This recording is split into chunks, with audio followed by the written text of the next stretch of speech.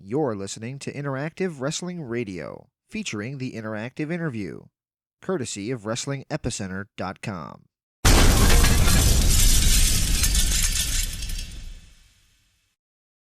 This is the Monster Abyss, and you're listening to Interactive Wrestling Radio. Interactive Wrestling Radio.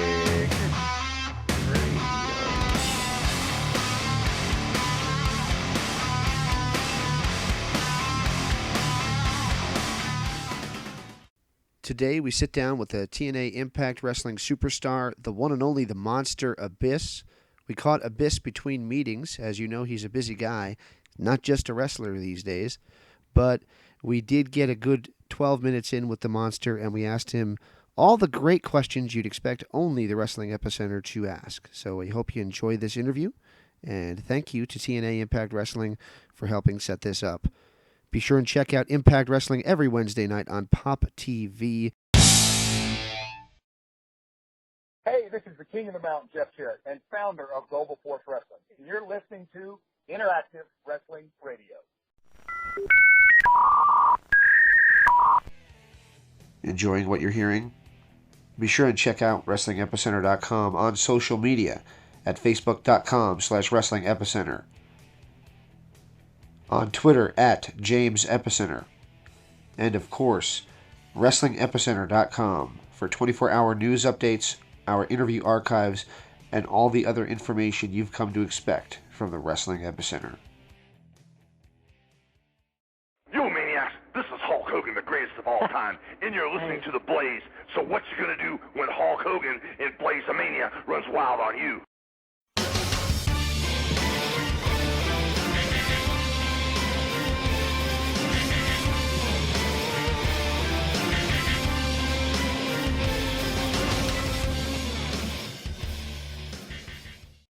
Welcome back to Interactive Wrestling Radio right here on WrestlingEpicenter.com. And on the Newsmaker line with us right now is a first-time guest who I'm so honored to have on the show. He is a TNA original, a true TNA original, the Monster Abyss. Abyss, are you with us? Yes, sir. Thanks for having me on. It is so amazing to have you on the show, sir. I was actually just thinking about it, and we had America's Most Wanted on back in 2003, and they were hyping up the debut of their friend, Chris, who was going to be a huge star for TNA. That was you. Nice. Yeah, I go way back with both of those guys, Chris Harrison and James Storm. God, we came up in the business together. Absolutely. Well, it's interesting times right now for us TNA fans who've been there from the beginning, and I was there June 19th watching on pay-per-view, and you were on the television that night. So I guess what is your impression of what's going on right now with the new owners in Anthem and your new position with TNA Impact Wrestling? It's exciting times. I mean, it's I can't tell you how the energy in the room and the energy among the boys right now is really strong. It's a new day for us. The Anthem folks have really set the table for us, and things are going great. There's a lot of excitement, a lot of enthusiasm, and I think it's going to reflect in the shows that you see. Absolutely, and it's already started to reflect. This past week was a off the wall show with the wedding and everything. But I've heard there's going to be even more changes when we see you guys do your next taping just next week. Yeah, I mean, stay tuned. I don't want to give anything away, but I'm sure that there's going to be a few little surprises. And like I said, it's a new day. I'm sure you're going to see some fresh faces, and you're going to see some old ones as well. It's going to be a nice little mix, and like I said, it's exciting times, and I really believe in my heart and in my head that the shows are going to reflect that. Absolutely, absolutely. Well, right now you're part of a tag team. You're in with the Decay, and man, it's a really exciting new tag team, a new look. Not really that new anymore, but what is your take on tag teaming with Crazy Steve? How has he been to work with? Oh gosh, it's incredible. He's such a young, hungry, passionate piece of talent, and a great person, and outside the ring too. So we get along great. I knew him before we got to tag together, and got to know him even more since then. And he's just I couldn't ask for a better partner. All right. To settle an online argument that people have been having, did you like the newer version of the Decay theme song or the original Decay theme song better? You know, the newer one's kind of growing on me. I really like it. It's an original piece of music that Dale Oliver produced here with us at Impact. So I like the vibe of it. I like the sound of it, and definitely, I liked the Nobodies too. The Marilyn Manson music was very good. It was great, but I really like this new piece of music. It's original. It's ours. We own it. So I'm really excited about it. Awesome, awesome. As a singles wrestler, you're known for being hardcore, and one of the more hardcore things I saw you do was the debut of Judas Messias, where it was actually a little uncomfortable to watch to see how much punishment you took. Has there ever been anything that you've done in the ring that afterwards you thought, I probably wish I didn't do that? Yeah, gosh, there probably was a few things I probably looked back and felt that about it. But there's nothing that I did that I wouldn't do again, or I wouldn't, or I look back and I regret. Everything that I did is as crazy as it was, and some of it as dangerous as it was. I really believe that it cemented, Abyss as a really, a formidable opponent and somebody not to be messed with. So I look back on it all. There's a lot of stuff that I did that I feel every day when I wake up, but I wouldn't change it and do anything different. Oh, boy.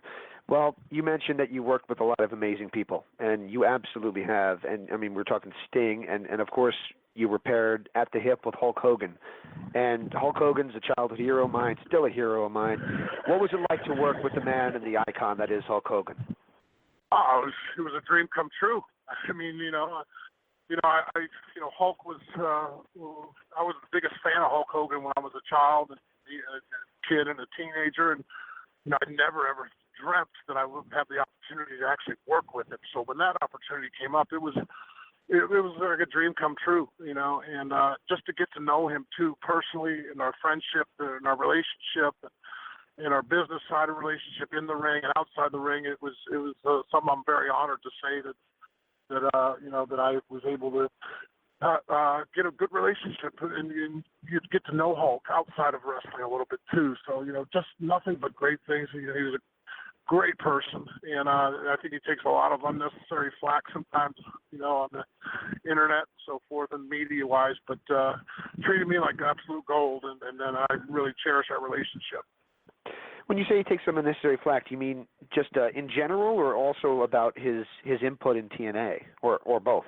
No, I'm just thinking in general. A lot of times the media likes to beat up on him, in the past and so forth. And, some of those situations I'm sure, that arose, were his own creation and his own fault. But I still think that the media beat up on him a little bit too much at times. Oh, absolutely. Yeah, it drives me nuts.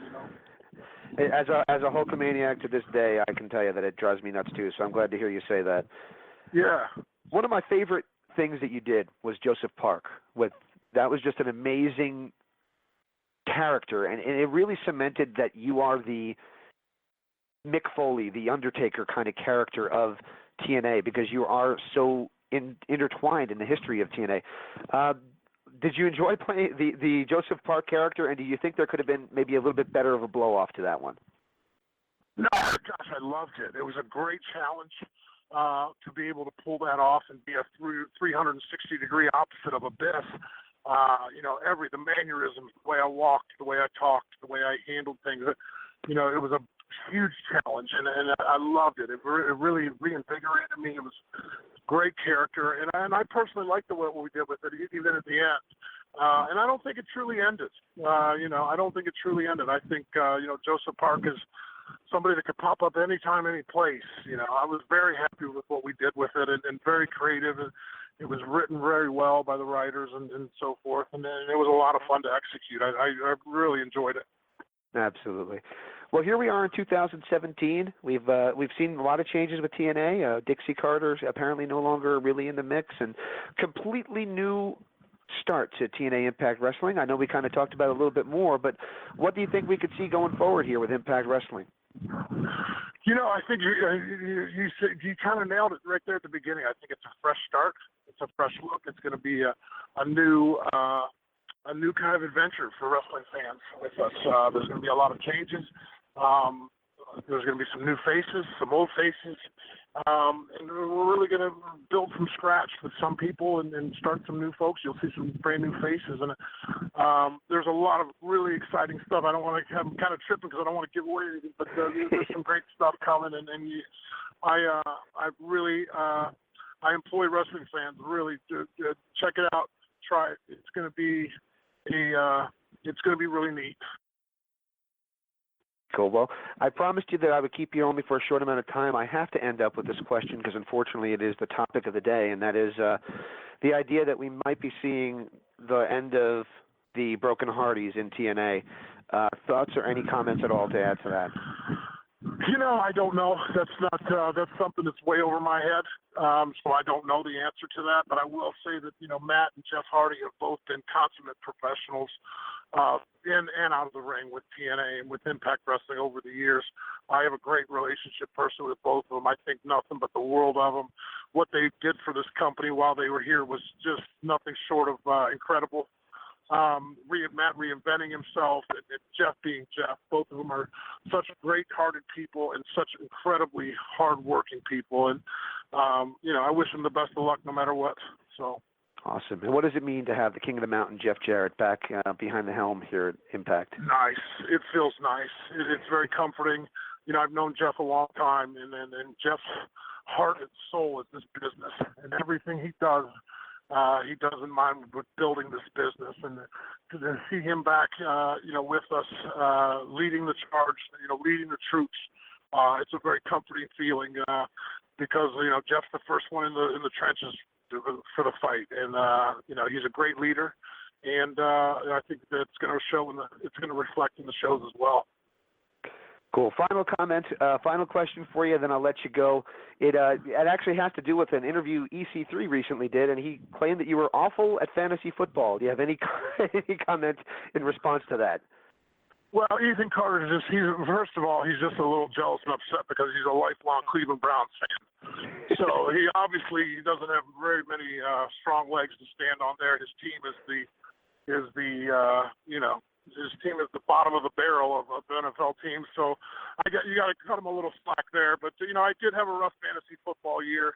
But Ethan Carter didn't exactly light it up either. So I think we continue this feud over to next season, and we'll go head-to-head in fantasy again, and we'll find out who the real champ is.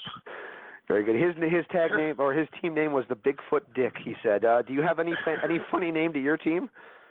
My team was the East Cheyenne Dogs because it was one of my favorite little small towns. We went and did a house show, so I love Cheyenne, Wyoming, so I named my team after him. Oh, that's awesome. Hey, before I let you go, can I ask for one little favor? Yes, sir. The way we always start a show is we just ask the guest if they would mind saying this is, in this case, Abyss, and you're listening to Interactive Wrestling Radio. Do you mind giving me one of those? Yeah, sure. Interactive Wrestling Radio, you said? That's the name of the show, yes, sir. Okay, ready? Yes, sir. This is the Monster Abyss, and you're listening to Interactive Wrestling Radio. Awesome, man.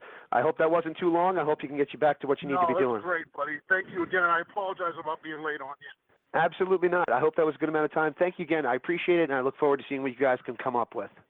Yes, sir, man. Yes, sir. I think you're going to be really liking it. I really do. Well, I've been supporting you guys literally since the first day. I was there on the first pay-per-view on Wednesday nights. I'm still here today. It's been a long time, and bumps along the road. I'm sure you felt them a lot more than I ever did. But, man, I wish you guys the best of luck. Yes, sir. Yes, My sir. pleasure. Thank you very much for the interview. You too. You're welcome. Have a good night. Bye-bye.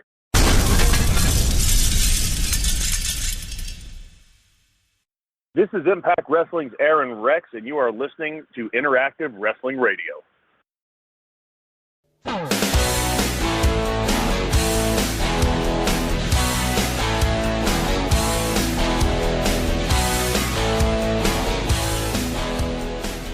Ladies and gentlemen, boys and girls, children of all ages, this is Father James Mitchell from NWA TNA Total Nonstop Action, and you are listening to the Interactive Interview. And welcome back to Interactive Wrestling Radio. We just finished up with our guests of the week. And I say our guests of the week because we're going to use this post-show on a couple of interviews here. Make it easier. We used to do a post-show for every show, or we used to have long intros and things like that, and people just really want to hear the interviews. So I'm doing it now, so we record this for this week's show, and the interviews will be the lead-in. So whether you will listen... Ring of Honor Wrestling is sponsored in part by... Yeah, sorry. Sorry about that. No problem. I had a bit of a pop-up on the computer. Of Ring of Honor Wrestling, apparently. Yeah. All right. Well, what were we talking about? I was just clicking through their website to try and get dates on their... apparently they had some joint shows with New Japan this weekend. I wanted to get some information on it. Yep. Well, I'll tell you what. We have a couple interviews this week, possibly as many as 3. The one that we have recorded so far that this is definitely going to be on is the Paul Burchill interview. And it was a heck of an interview. Really, really nice guy. I dispelled the 3 major rumors about Mr. Burchill. Okay, interesting. I haven't listened to the interview yet. So what were the 3 major rumors now that now that you've tickled my fancy? The first major rumor was that as soon as he left WWE, he went back to the UK and started working for his father's company. I'd never heard. You told me that the other day, but I'd never heard it prior to that. Yeah, that was always the rumor, and because he had so few bookings in the U.S. after that, people just assumed that was true and went with it. That's not true. He actually moved to the U.S. before he started working here, so he lived here the whole time. He lives in Kentucky, so okay. There you go. The other rumor was that Vince McMahon did not like the pirate character because he felt that nobody saw Pirates of the Caribbean and therefore nobody else did see the Pirates of the Caribbean. It is funny how everybody believed that rumor because it's like, oh, Vince, that sounds like something he would say. And again, that one was not true. As a matter of fact, Okay. He said Vince came up with the idea. However, Disney didn't like how close it was. Yeah, that makes sense. That actually does make a lot of sense.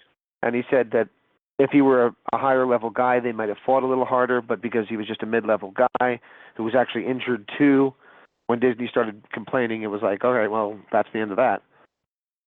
Mm. And that actually does, because Disney strikes me as the type that would do that. douchebags. That's what the D stands for. Oh, screw the pants over you. I'm the evil mouse. Everybody knows that. Every non-Disney company does a Mickey Mouse as a bad guy thing. Like South Park did one that had me bawling on the floor. That was probably the best one. Bugs Bunny's made a couple jokes. Bugs Bunny did a couple jokes. The South Park already said. Family Guy even did that when it was still funny.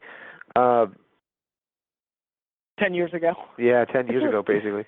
And Fairly Odd Parents in a new episode that they just did it too, where they had Is that show still going? It's in a sense, yes. It's not as how can I put this? It's still on, mostly in repeats. They did a new season last year that they never finished airing, where they tried to introduce a neighbor kid who can also see the fairies to try to breathe some life into the characters. And the neighbor kid was totally unlikable. Like, it was not a warm character that you could like. It just didn't catch on. Yeah, that seems to happen whenever they add a new character to the mix. Like, it's the, what was I thinking of? It's kind of if you ever seen that Pinky and the Brain episode, Pinky, the Brain, and Larry, where they just insert Larry in with Pinky and the Brain. Yeah, and that whole joke, which was in itself making fun of what the Three Stooges did back in the day when they replaced some guys. But and Larry. Yeah, that's right. Yeah, exactly. It was a really funny bit, but that was funny. Stuff like that happens whenever you add new characters. It's tough, but then you have examples like Cheers where they replaced Shelley Long with Kirstie Alley, and it actually got better. Well, that happened a lot. You know, a lot of people talk about Three's Company, and they say, oh, well, the glory days were with Suzanne Summers. The show lasted longer without her than she was in it. Yeah.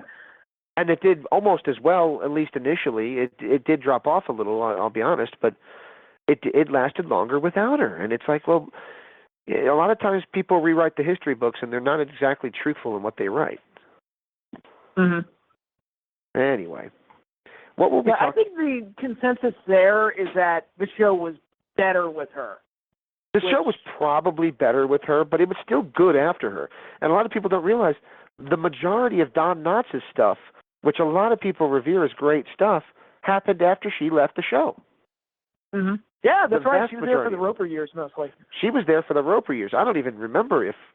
I guess he did. I guess Don Knotts did have a couple, maybe one season with her at the show, but he was on it for the rest of it. So, for the remainder. Every time I see Larry, show, by the way. I was going to tie it back to wrestling with this. Every time I see Larry from on that show and he runs in the room, I keep thinking, Another look, Larry. God, we're Larry. Yeah, we're Larry centric tonight. He reminds. Every time I see him, I think of the Disco Inferno. That's actually not a bad call. There you go. So I kind of go, oh, look, there's Glenn Gilberti. He's probably going to wrestle Joey Maggs or something tonight. I think they did that match, but Joey Maggs, by the way, died. But that was about 3,000 times they did that match on Saturday night. It was like every week. All right, this week it's Disco Inferno against Joey Maggs. An epic feud, if there ever was one. Yep. He died over 10 years ago. Jesus, Joey Maggs. But anyway, good guy. Anyway, what were we talking about? So we got two topics to talk about today. Oh, the third rumor. Oh, okay. Third rumor was that they were going to. We remember how to count on this show. Yes, A, 2, and D. There you go. There was the rumor that there was going to be the incest angle between him and Katie Leah. Yes, I remember that. I thought that, and this is just my impression, I thought that they were teasing it on TV. I seem to remember that. Am I wrong on that? Well, he seems to say no, but yes, in a way. And what I mean by that is he says that wasn't necessarily the intent, but it was going to be a little bit creepy, that he was going to be like the enforcer to her every whim. And they were going to push a little bit of the creep button with things like that, but not go to the extent of maybe Katie Vick or anything like that. Not go that far with it, but be far enough to imply. And yeah, incest angles are reserved for the McMahon family. Yes. Remember, he deflowered his daughter, Vince. Well, if you ever saw the McMahon DVD, Stephanie went on there and was talking about Vince pitched an angle where he was going to be the father of my baby and all this other shit. And I'm like, what?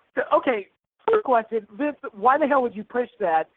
And Steph, why the hell would you admit it on camera? What? What's wrong with you people? I mean, thank God they shot it down because that would have been just disgusting as all hell. But all right, so I just got the transition into our topic of the week. In the China DVD, they did a porno where she has a threesome with Vince, Stephanie, and China, obviously, and that was the threesome that they did. And I think that's probably the scene that will keep her forever out of the Hall of Fame. Probably. Okay, so the reason we say the topic of the week is that the porn industry is doing more insight into the professional wrestling world than a lot of professional wrestling companies are these days, is they're going to take a look at the Montreal Screwjob, porno style. I have to ask this question right off the bat. Is Tammy Lynn Fitz going to be in it? I said that would be the perfect fit. They could do like scenes where the Brett one and the Shawn one, because they're girls, by the way. They're played by girls. Even better. We're with them, so they could do that whole thing where she's, the object of desire and tell that part of the story, which is part of the story, whether you want to admit that or not. That is part of the story. They could go that far. According to Tammy, which take that for what it's worth, but according to her and Brett never slept with each other. Shawn, yes. She openly admits to that, but according to her, Brett and her never happened. I believe there was flirtation there, and I don't know if there was ever, I don't know if it ever went that far. Meanwhile, though, Brett was getting Gail Kim on the side, so. Good on him. Yeah, good for you. She still looks good. We say still looks good, like she's old. She's 30, what is she, 40? Just turned 40? Yeah, I mean, she looks exactly the same as she did like 15 years ago.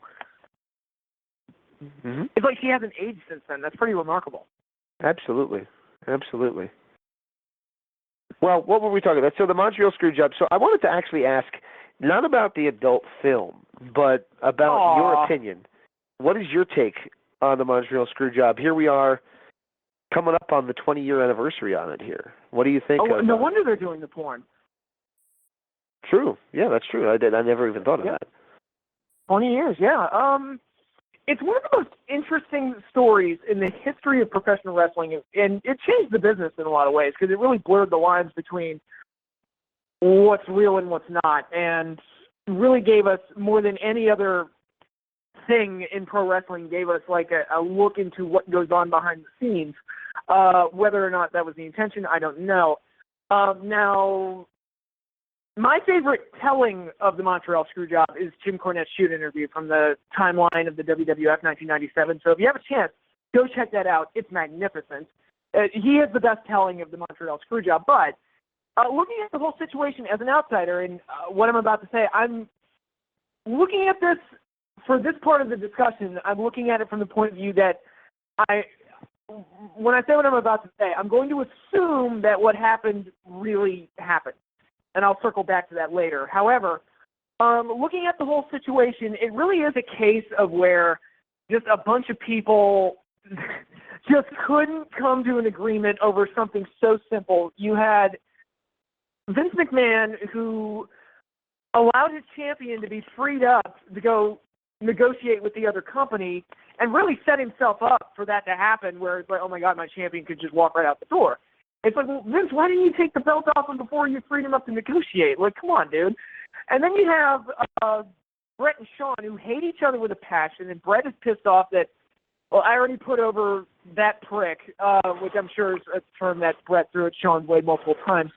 As I already put him over once, and he was an asshole. He wouldn't put Davey over, and he's just an unprofessional piece of shit, and I hate him, and I don't want to put him over. Also, it's in Canada. I don't want him to beat me in Canada. And it's like, come on, Bret. It's like, dude, just drop the belt. It's not that big a deal. And Bret, and I love Bret. I love him to death. But he took himself a little too seriously there. And it's like, dude, if you would just drop the belt, what I would have done personally, if I were Bret, I would have put him over, made him look like $1 million doing it, and then I would have dragged him backstage and said, that's how you do it, motherfucker.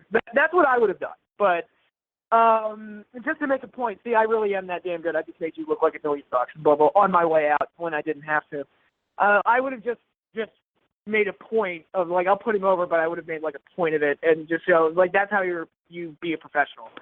And I've often wondered, like, if Bret had been put up against Undertaker or Ken Shamrock or Austin or somebody like that, there probably wouldn't have been a problem. It's just the fact that he had to drop the belt to Shawn that just got under his skin. And it's like, yes, I fully understand that Shawn Michaels, and now I'm bringing this back to him, he was an unmitigated piece of shit back then. Pretty much everybody says it, even his friends say it. He was a piece of shit, very talented worker, but a complete and utter piece of shit.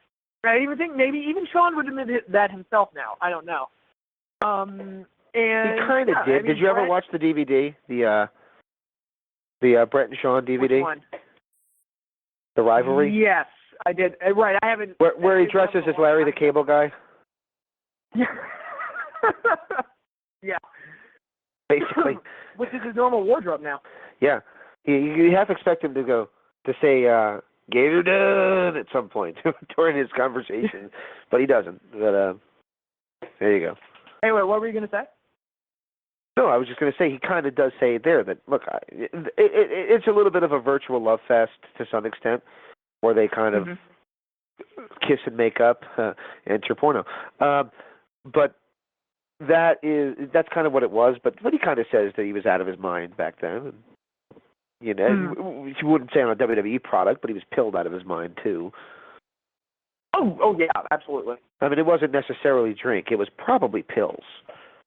So. No, he was, according by most accounts, he was pilled out of his mind. But anyway, going back to what I was saying, yeah, I mean, the whole conspiracy to get the belt off of Bret, I understand the reasons for doing it, and Bret should have got the belt. But at the same time, that whole situation was so underhanded, and I feel like could have so easily been avoided if just one, if they could just compromise. And it's like, all right, so one guy got screwed over and got fucked over on his way out for a company that he'd given his blood, sweat, and tears for almost 2 decades at that point. And,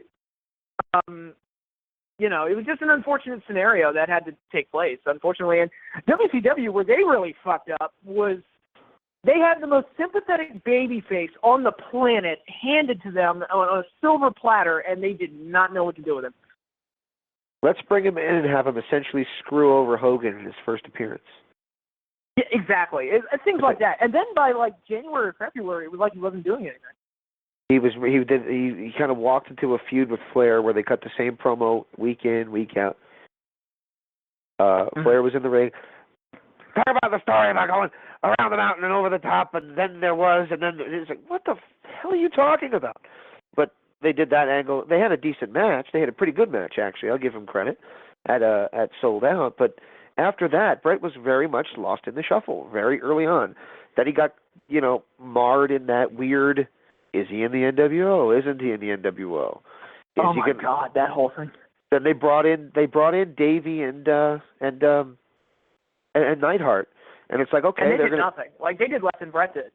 Well, they did far less. I mean, Jim Neidhart, I remember once lost to Jericho when Jericho was cruiserweight champion. And it's like, that's what you're going to do with him?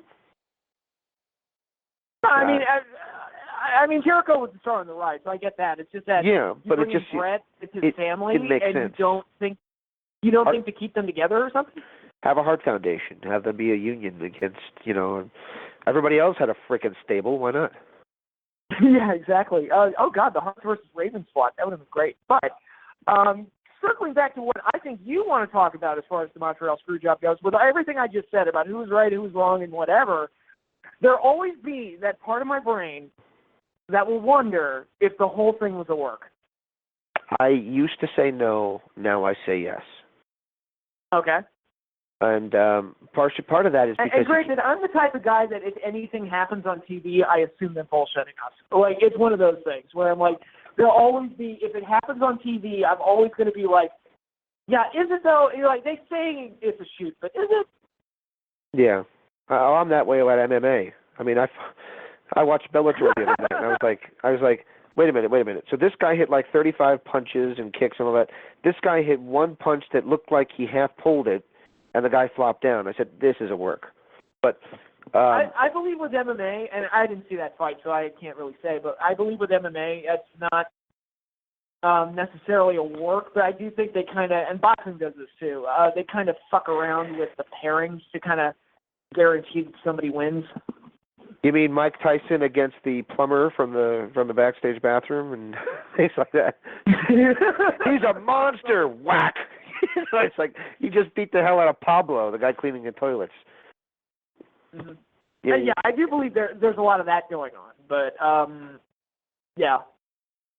I can't conclusively say that. I've seen a lot of MMA fights that look really, really vicious and brutal, though, so it's kind of hard for me to say the whole thing's a work. I don't know. I got my suspicions, but that's another topic for another day. I think it's a work, and I'll tell you why. And it's kind of the same thing I always thought. Why were there cameras doing a documentary on Bret Hart? Now, I like Bret Hart a lot. In fact, he's one of my top 5 of all time.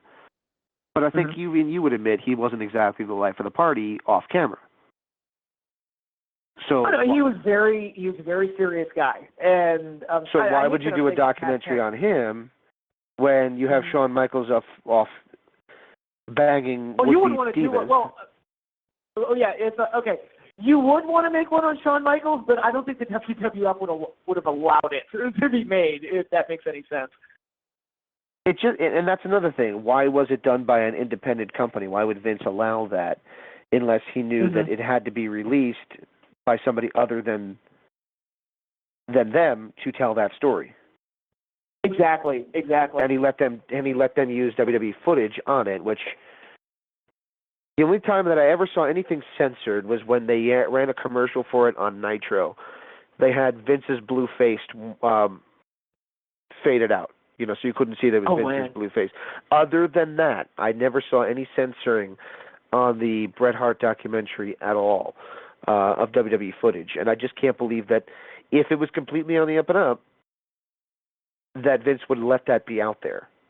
With how controlling he was, especially at the time, that he would let that be out And again, there. that goes back to when Brett agreed to make the documentary and they were putting this together. I'm sure they put a contract together with the WWE, that WWF at the time, that they would have been allowed to use footage or something. But again, without viewing that contract or knowing exactly what the agreement was, we can't really say. So again, I mean, would they have planned the work from that far in advance?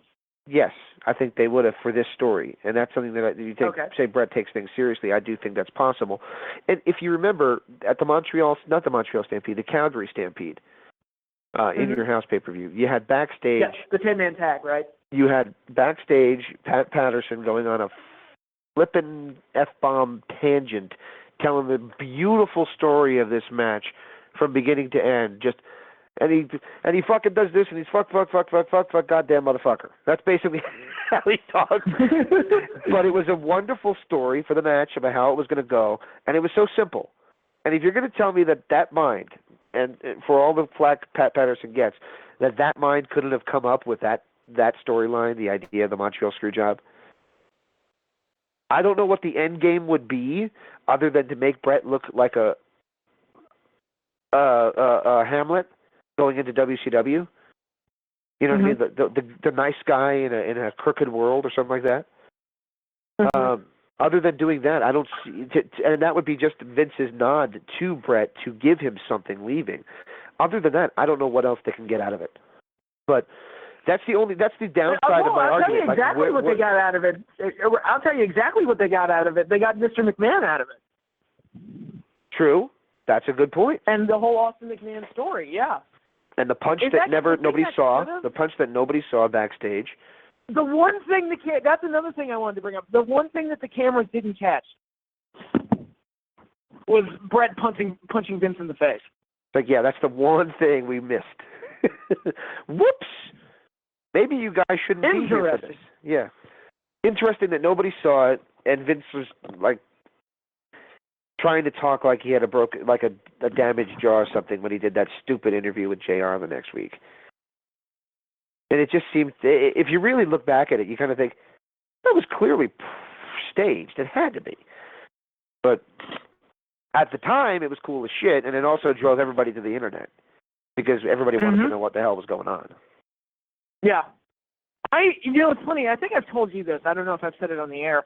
But I was out of town when that happened. I was visiting my grandmother in Florida, so with no internet access at the time. So I didn't know what had happened until I got home. And when I saw what happened, I thought, again, my initial reaction was like, oh, this is a work. This has to be work.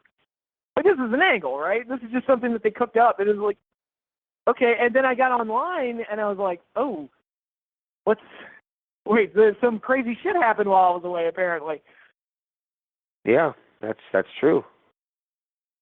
Just a weird time. But it drove everybody. I remember being on, like, AOL in 1994 and 1995, and there was a sparse wrestling community. It was there, but it wasn't huge. You know, there was the CompuServe gang that were, you know, the insiders that knew a lot of shit, but it was still very secular, very separate. You still had a morsel of kayfabe. The internet fans were still viewed as a small portion of the wrestling audience. And that Montreal Screwjob blew the goddamn doors off the internet and kind of brought everybody in on the work. Yeah. And that's where a lot of sites like One Wrestling at the time, now PW Insider, and a lot of other sites really capitalized off that because everybody wanted to know what the hell happened. Everybody now wants to know what's really happening behind the scenes because the show is interesting, but what's going on behind the scenes is even more so. And it's so weird because I can't think of another like art form or another show where there's that much like even TV shows and movies and all the all the news sites and everything talking about what's going on behind the scenes of the movie. You don't get like the same type of rumors. You don't get rumors that this guy's sleeping with this guy or this guy's trying to screw over this guy or anything like that. In any other art form, not that I know of. So it's really fascinating how that whole community was kind of born out of that whole event. It was. It was. And then there was I mean, I guess you could say TMZ, but TMZ even covers wrestling now. So. Yeah, well, even TMZ, what do? They just they basically just catch celebrities at their most, like, embarrassing moments, basically. It's not like, even that's not like. Here's a dumbass stumbling out of a bar, and, with somebody. Yeah, stuff like that. Yeah, well, it's a big deal. I mean, if I was in that position, maybe I would be doing the same thing. Who knows? And if I was in their position, you know what I mean? You're not married. Good for them. Do what you're going to do. Have fun. Whatever. Anyway, so, yeah, I mean, I could see it being either way, but in the past I would have argued very adamantly, oh, well, they just happened to be filming a documentary at the time. And a lot of the stuff that you would say, you can now look back at it and think, oh, I kind of sounded stupid saying that, didn't I? They just happened to be filming a documentary. It's just, I don't know, it's just a lot of coincidence there. Yeah, we'll never. I doubt we'll ever get a definitive answer if it was a work. I also wonder, and this is a friend of mine has speculated this. My good buddy John, giving him a shout out. He said it's like, oh, the entire thing was a work. Like, all of it was completely staged, completely planned. The whole thing was a work. But somebody forgot to tell Brett. Like, Brett was, like, the only one that wasn't in on it, like, if that makes any sense at all. Like, they had mapped out that they were going to make an angle out of it. They were going to turn Vince into a bad guy. And they were going to do the whole angle and play it up for all it was worth. But somebody forgot to tell Brett.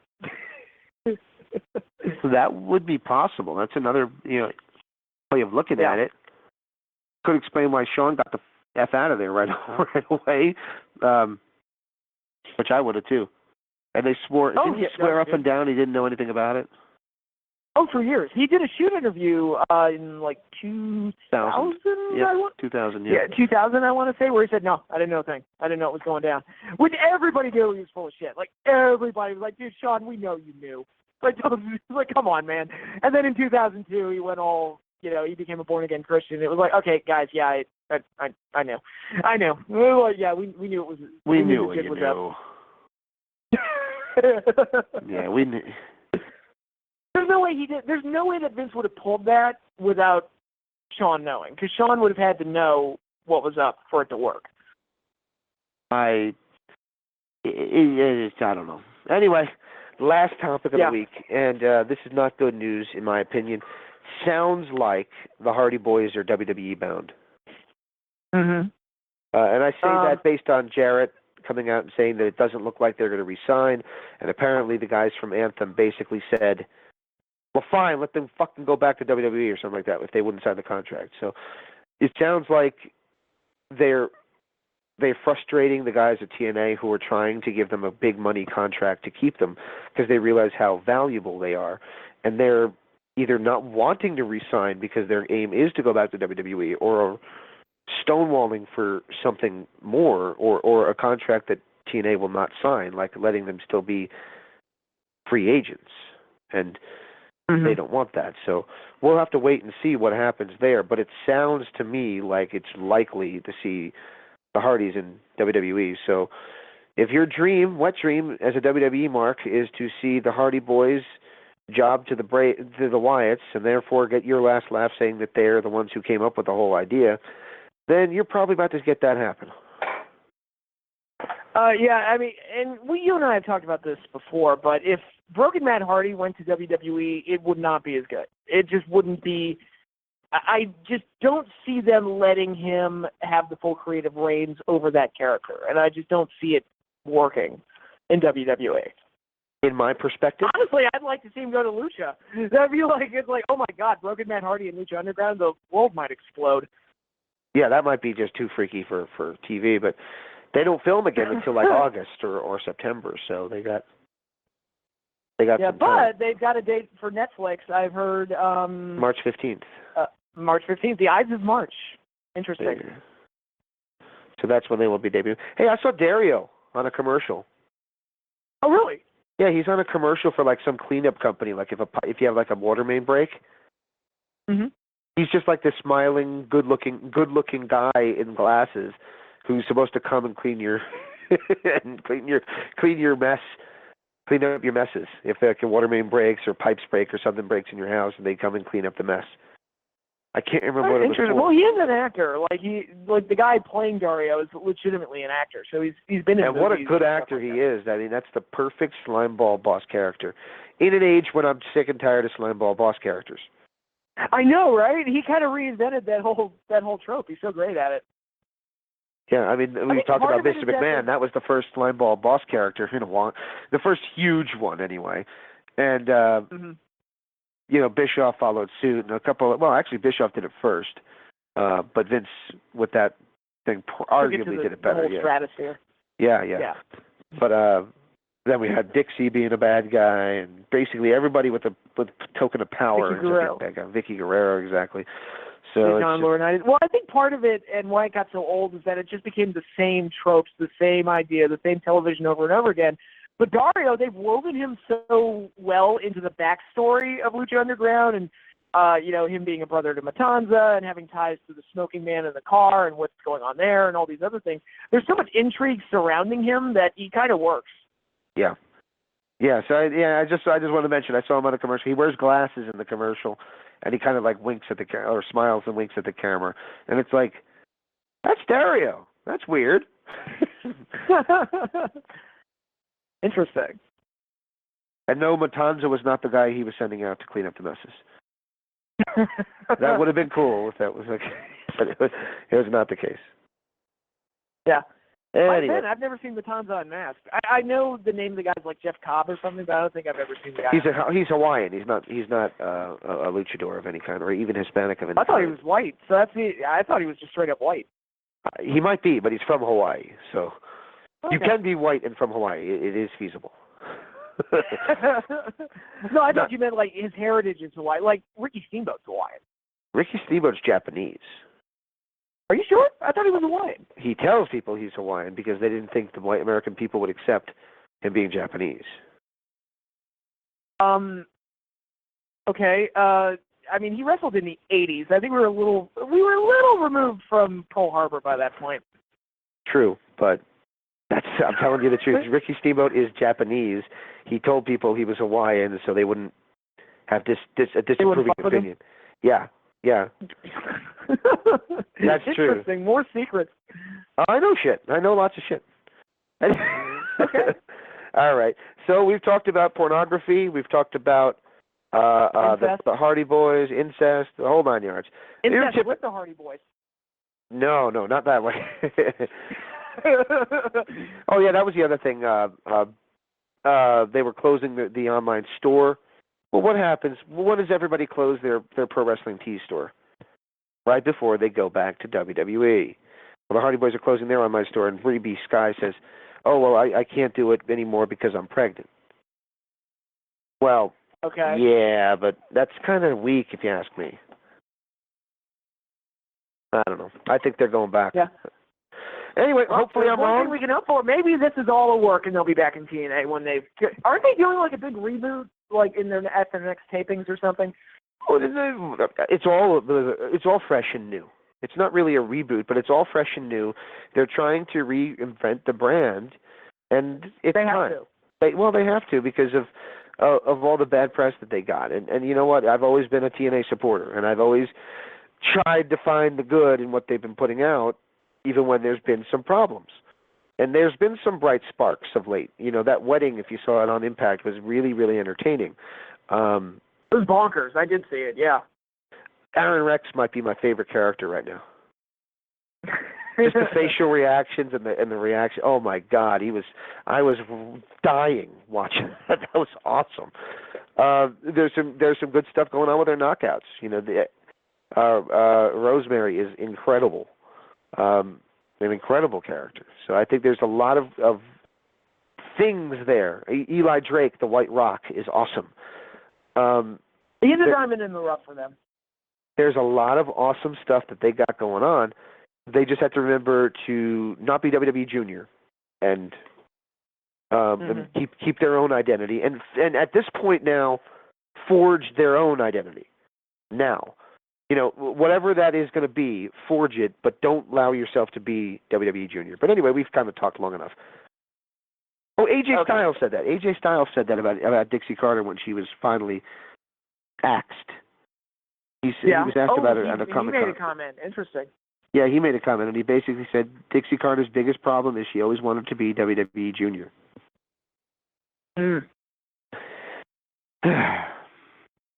I mean, there is that tendency to, like, just look at WWE as, oh, well, they're the biggest wrestling company in the world, so we have to do what they're doing. And I'm like, but I want to watch, and I'm not saying this as a fuck WWE thing. I'm saying this as I'm a connoisseur, and I like to experience different things. I don't want to watch the same thing. I don't want to watch a smaller scale version of the same thing. Well, I want different experiences. I want to experience new things. Well, it's WWE and movies now. People talk. Yeah, it is a lot like that. But I was going to say, like WCW and WWE, everybody talks about a lot of things that they did, but they talk about it in the same breath. And in a different breath, they talk about what ECW was doing because it was completely the opposite or different from what they were doing. Exactly. But my point was, it's kind of like movies now, where so many big budget blockbuster movies are just trying desperately to be like Marvel. And yes, Marvel is a successful brand, and they've made many successful movies, but I don't want to watch nothing but Marvel movies. I want to have different experiences. Right. That's one of the reasons I liked I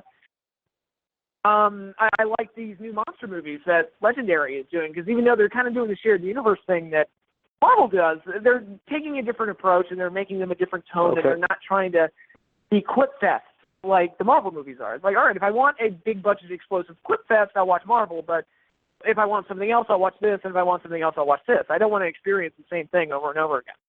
Agreed. And that's what TNA has to do, is they need to, the wedding stuff, they're allowed to do entertainment. A lot of people take it, then they can't do talking segments. They can do this. They can, but they have to find a way to make everything that they do their own in the way that Lucha has. And that does not then mean be Lucha. This means create your own feel, vibe, feeling, appearance, and all this other stuff. I mean, they'll have to basically just, all right, who are we? What are we? What are we going to become? What do we want the view of us to be? And how are we going to repair the image that we've created for ourselves by basically 2 or 3 years of bad business? And that's going to have to be what they do, and we'll have to see. Anyway, I hope you enjoyed talking with me. Yeah, no, fun. I needed it after a day like today, so yeah, it worked out for me. That worked out. All right, guys. Well, I hope everybody enjoyed. If you didn't listen to the Paul Burchill interview and you listened to another show, do check out our Paul Burchill interview, as well as every other interview that we put up this week. Could be a few of them, and this post show will be on all of them. So, again, thank you to everybody who joined us this week here at WrestlingEpicenter.com, both as a guest and as listening. And thank you again for listening. Hope everybody has a great rest of your day. Stay tuned.